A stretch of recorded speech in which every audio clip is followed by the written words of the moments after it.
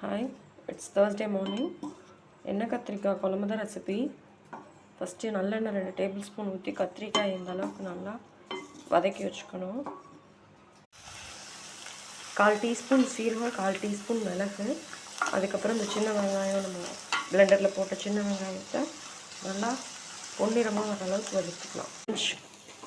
ஒரு கைப்பிடி அளவுக்கு கருவேப்பிலை, ஒரு 10 வெள்ளைப்பூண்டு, 1/4 டீஸ்பூன் மஞ்சள் தூள், ஒரு 1/2 டீஸ்பூன் தனி மிளகாத்தூள், வீட்டில் அரைச்ச சாம்பார் தூள் ஒரு 1/2 டீஸ்பூன், மீடியம் சைஸ் தக்காளி 2 இதை நான் அரைச்சி பேஸ்ட்டாக போட்டிருக்கேன். பச்சை வாசம் போகிற வரைக்கும் நல்லா எண்ணெய் பிரிஞ்சு வெளியில் வர வரைக்கும் தக்காளி வதங்கணும்.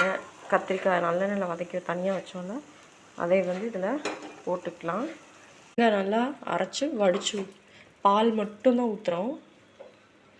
ஒரு 10 ml காட்டன் தான் நான் புளி ட்ரை பண்ணி பாருங்கள்.